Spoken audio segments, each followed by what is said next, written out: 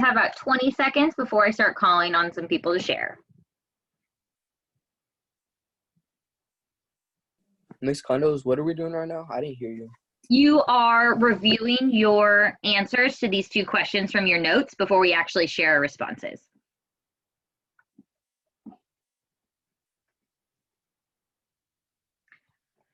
All right, so we're going to start off with the question of what is true happiness, and then move into can material items actually bring that true happiness to us, okay? So I'll probably call on 2 people to share their definitions of true happiness, and then I'll call on probably 2, maybe 3 people for the second question, okay? So let's hear from, let's hear from Kathy. Kathy, what is true happiness in your opinion? For me, true happiness is the joy that is found being surrounded by people whom you care about and who also care about you in a healthy way. Okay. So, you know, actually how I'm going to do this, if I call on you, you're just going to share your responses for both. So that way we can hear if you think material items can actually bring that definition that you gave, okay? So Kathy, great definition for true happiness. I think I probably agree with your version of true happiness. Do you think material items can actually bring that? And then explain briefly. I think they can bring to true happiness if they lead to a stability in relationships. Okay. So like having enough money or making enough money is kind of required in order to take care of a family or have a stable household. Yeah, so to an extent, it's like if you have no money, how are you going to support a child or some of your loved ones? It definitely allows for a level of comfort, right? Especially in the way in which America has been built, like money is necessary, right? So yeah, I can definitely see that. Great explanation, Kathy. Let's hear from Riley. Riley, what is your definition of true happiness? And then number 2, I'll prompt you when we get there.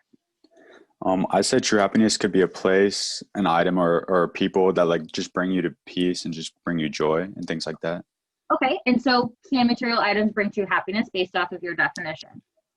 I said they can't bring true happiness, but they could bring temporary happiness because eventually it won't give you the same happiness or satisfaction that it might have given you, because eventually you get like tired of it or something.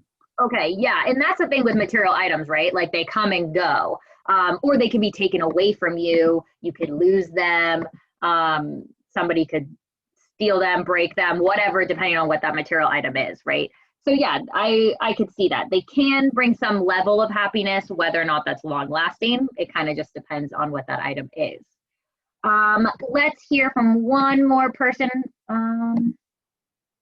Let's hear from Andrew. Andrew, what is your definition of true happiness? And then can material items bring that? So I said for true happiness, it's like a state where you feel content with yourself and you feel complete, like you're in complete peace. And then for the second question, I said, yeah, they can, because it's like kind of solely based on the individual. So, I mean, like some person, it could be art that brings them true happiness, but then another person, it can be like a material or something. So it's just based on the person.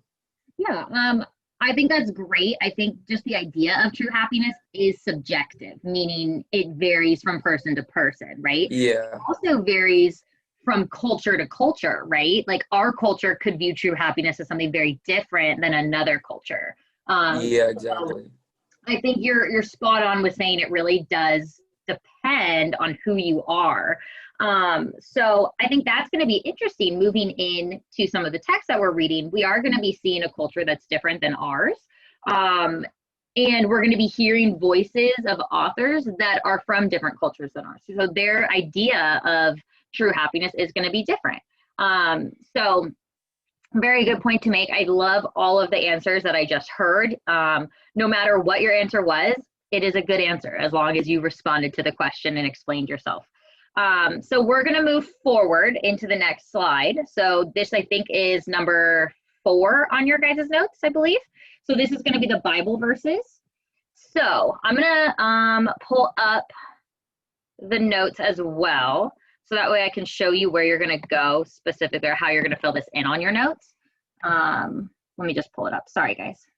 Get back in here.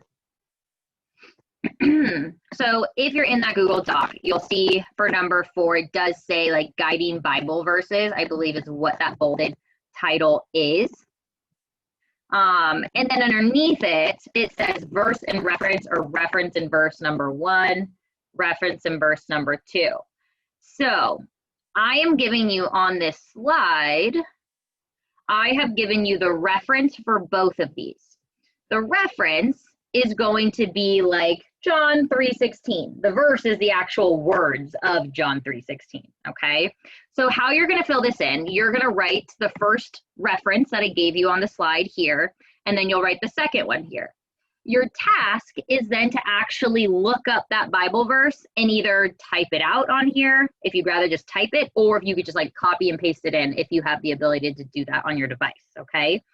So if I go back to the PowerPoint, we have 2 guiding Bible verses for this unit, okay? The first reference is Luke 8:14. So that's gonna go next to verse and reference number 1. You're gonna type out Luke 8:14, okay? The second one is going to be Matthew 16:26. So then next to verse and reference number 2, you're gonna write Matthew 16:26.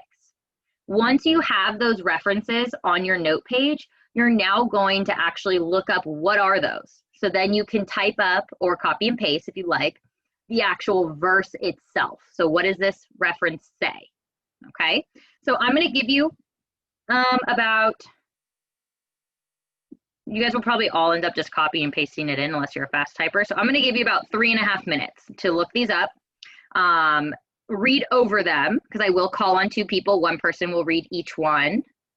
So 3.5 minutes starting right now to find the Bible verses and put them onto your document, okay? Let's go over what these verses actually say.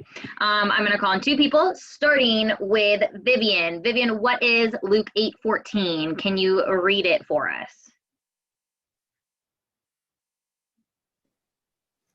And as for what fell among the thorns, they are those who hear, but as they go on their way, they're choked by the cares and riches and pleasures of life, and their fruit does not mature.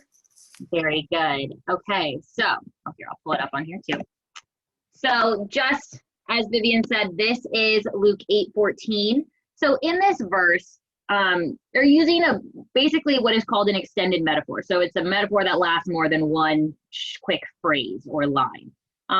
So we are considered in this metaphor the seed, people who know of the Word of God, they know the Bible, and they know the teachings of this, okay? So then it says, the seed that fell among thorns stands for those who hear, but as they go on their way, they're choked by life's worries, riches, and so on and so forth. So the thorns are going to be among hard times. So when we fall among hard times, that is representative of us who actually, we know what we're asked to do in the Bible. We've heard the teachings of God, but we have gone on our way living in this world, and we have become so wrapped up in the worldly things, whether that be the worldly concerns, the wants, the needs, the desires, the material items, the good things that the world has to offer us. And it keeps us from actually maturing spiritually or growing internally rather than just in this like materialistic way. Okay, so that's what this verse is saying. In other words, the verse is kind of saying that if you only focus on the worldly things, you will not have a prosperous life. Okay, and that's in short what that's saying. Now, moving in to Matthew 16:26, what is being said in this verse? Let's hear from Vicky. Vicky, can you read Matthew 16:26 for us?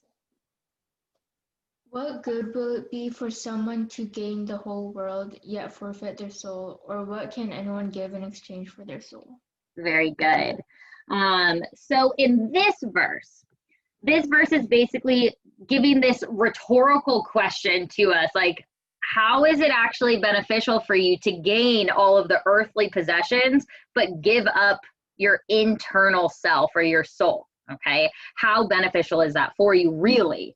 And then it's saying, what could you actually give in exchange for your soul? Like, what is worth more than your internal peace and safety within Christ? Like, what is worth that? Is it the Ferrari? Is it the mansion? Is it like the $1 million? Is that worth giving up who you are?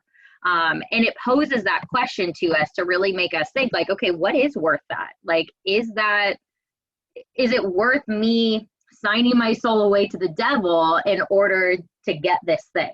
And that's a question that we all eventually kind of have to answer. Are we willing to do something bad in order to get what we want, right? And that's kind of what the world poses to us. I'm sure you guys have all heard the idea of being in this world, but not of this world. Like, we are all living in the world that God created, right? And that means living with sin and living with the consequences of sin, which means we will be tempted to engage in that sin. And part of that is greed. Part of that is materialism. We're going to talk about, when we move into our first poem of Avarice, this author, Yusuf Kamanyaka, wrote different poems for the 7 deadly sins, which we'll talk about a little bit. And greed is one of those 7 deadly sins. Like, it will lead to destruction. In this verse, both of these verses really are kind of commenting on that. Like, is it worth it? Is it worth destroying yourself spiritually and possibly even physically for a material item? Okay, so we're going to pose that question to ourselves by using these verses a lot throughout this unit. So moving into the very last piece of your guys' notes, it is asking this question, okay, and you're going to respond on your notes to this question. So it says, on your sheet of binder paper, which is actually your note paper, I just forgot to change that because it's not in-person learning anymore. You're going to choose one of your guiding Bible verses. So either the Matthew verse or the Luke verse, okay? And you're going to put it into your own words. So I want to see that you can explain what that verse is saying, okay? And then you're going to answer this question. How might this Bible verse that you just explained, how does that verse help us in answering one of our main idea questions? So that will require you to go back up to part 1 of your notes and actually look back at those 3 questions and see, okay, does the Matthew verse help me answer number 1, 2, or 3? And then briefly explain. Does the Luke verse help me answer number 1, 2, or 3? Then briefly explain, okay? I'm looking for maybe 2 sentences. I'm not looking for anything crazy here, okay? So go ahead. I'm going to give you about 5 minutes to do that, just because I know it's going to take you a second to really think about it. 5 minutes, and then I'm going to call on some people to share their thoughts, okay? So 5 minutes starting right now.